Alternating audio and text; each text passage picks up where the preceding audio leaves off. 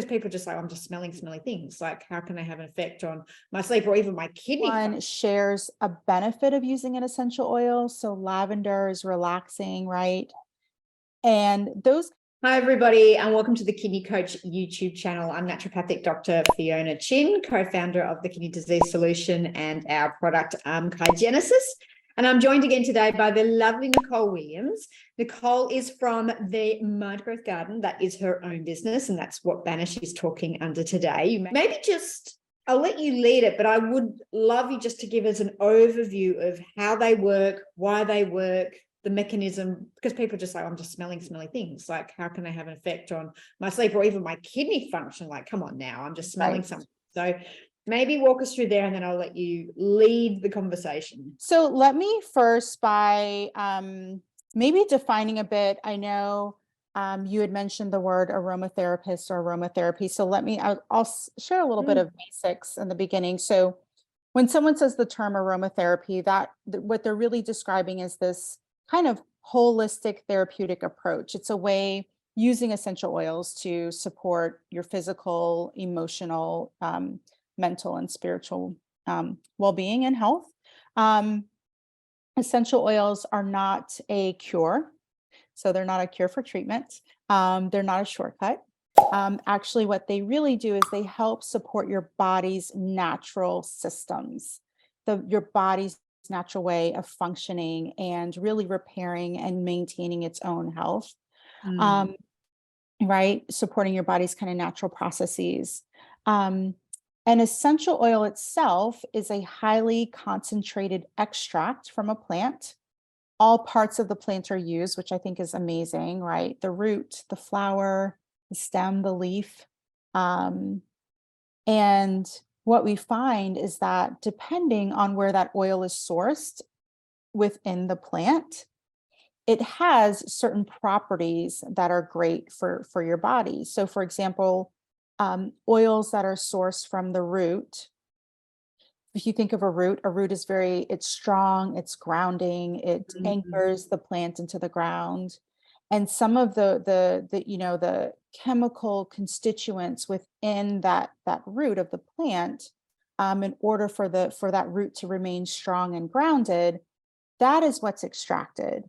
And so when we use that oil, an oil that comes to mind for me is vetiver. It's amazing for sleep. Very, very calming and grounding, almost sedative like to your body. It will function that same way. It will provide that grounding for us as individuals. So that's kind of what an essential oil is in a nutshell. Not all essential oils are the same. So the essential oil industry as a whole is not regulated. Yes. It's very important that you're using something that is pure, because when anyone shares a benefit of using an essential oil, so lavender is relaxing, right? And those kind of terms and information is based on research. And the research that's done on essential oils is done on a pure oil. So if you want your lavender to support you in calming you and helping you with sleep, you got to use a pure oil, right? So, and let me just say really quickly, if I could share a few red flags just to look out for. Anytime you pick up an essential oil bottle, you want to make sure that the name of the oil and the botanical name is also shown. So the botanical name for lavender is Lavandera augustifolia. It's pretty long, but that should also be on that bottle of oil that you have, right? There shouldn't be any other ingredients. A lot of times companies like to use substitution. So lavinin is often used to replace lavender essential oil, as an example. This is really interesting. Pricing. So pricing comes up quite a bit as I educate and talk with different individuals.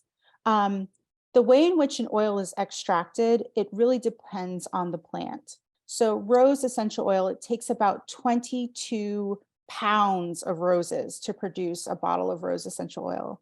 Whereas lemon it takes about 1 pound, or excuse me, peppermint. It takes 1 pound of peppermint to produce a Yeah. bottle. So those prices are going to be different, right? If you're in a Whole Foods or a store where they widely sell them, oftentimes the prices are all the same. That's a red flag. Just Yeah. that's a red flag.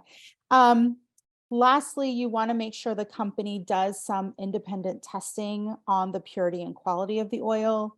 The company that I work for and what I look for are to make sure that there are a certain number of tests that are done and that I have access to see those results from those tests.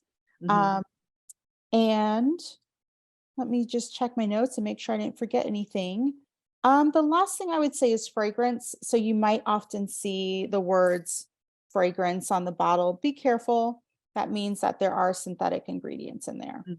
Yeah. So just always important to kind of lay that groundwork when we're talking about using essential oils.